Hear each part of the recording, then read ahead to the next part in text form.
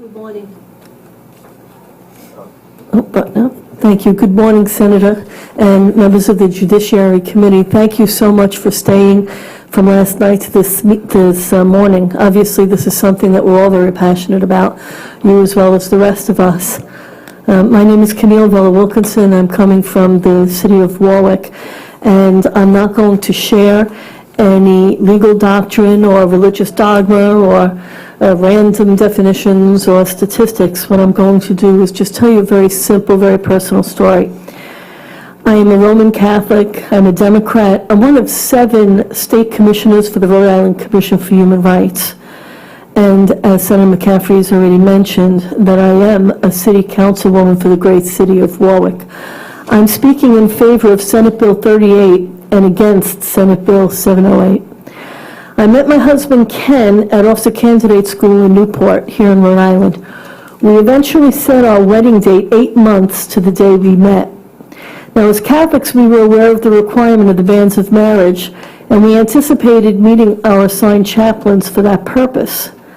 By the time they were scheduled, Ken was already a commissioned officer and I was an officer candidate less than 1 month from graduating OCS.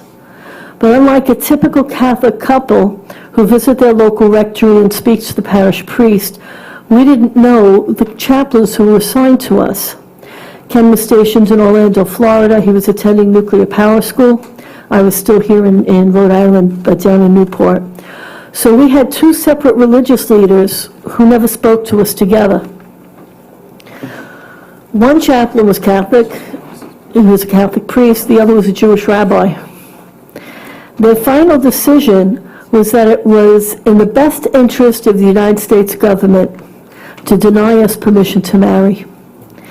Ken's training was long, was extremely expensive, and his chaplain believed that a new wife would be detrimental to good order and discipline for the United States Navy submarine force. And I actually still have that letter from the chaplain. So tell me, how could a marriage between 2 junior officers be harmful to the United States Navy? It's amazing to think that a bureaucrat who spent about 40 minutes with someone had the authority to make such a value judgment. While our families were extremely supportive of our decision to marry, the government believed it had both the right and the duty not only to interfere but to stop us outright. We've been married for 32 years. I enjoyed a long, successful career in the Navy. My husband eventually changed branches of service, but he's remained in the military and has over 34 years of honorable service. Our marriage did not cause even a ripple in the United States Navy. And although we served during the Cold War, I'm sure it was not our marriage that brought down the destruction of the Berlin Wall. Our marriage has had an impact on us and our immediate families alone. We have one son who is a Navy brat, and by the way, he was not prejudicial to good order and discipline to the United States Navy either. Making the decision to marry was not an easy one, and it may sound trite, but I really did join the Navy to see the world. It was not my plan to meet a man on day 1 of my Navy training and soon fall in love with him. But you know, they say that man makes plans and God laughs. Miracles happen every day, and if we pay attention, we can actually see them. And I believe that love is not only a gift, but it is a miracle. It's not planned, it's not scheduled. Not everyone is fortunate enough to find a person they love and share their life with. And when it happens, especially in today's world of violence and cynicism, it's a miracle indeed. The marriage of a gay couple cannot demean the institution of marriage, ladies and gentlemen. It does not lessen or contradict the solemnity of the union. Marriage equality will not demolish marriage. Divorce does that. I've been sharing this story with the esteemed Rhode Island State Judiciary Committee for many, many years. And obviously members of the House or Senate who are gay can empathize with the frustration and heartache of the government having the ability to stop you from marrying the person that you love. Not many heterosexuals can identify with this rejection on a direct level. And that's why I come back here year after year to share my short story.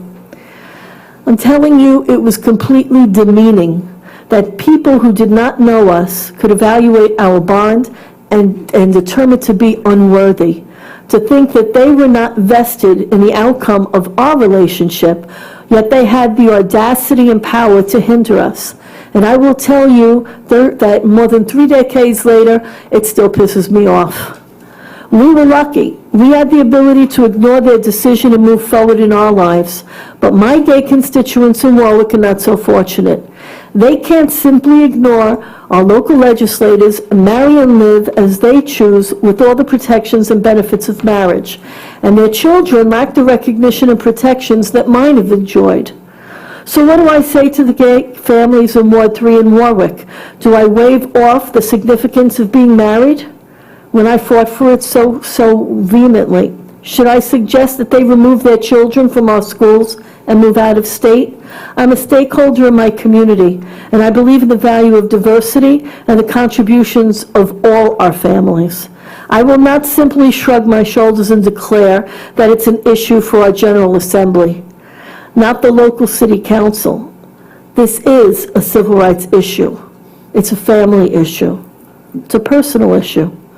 So please make this a Rhode Island issue. Vote in favor of Senate Bill 38. Thank you. Are there any questions or comments for this witness? Thank you.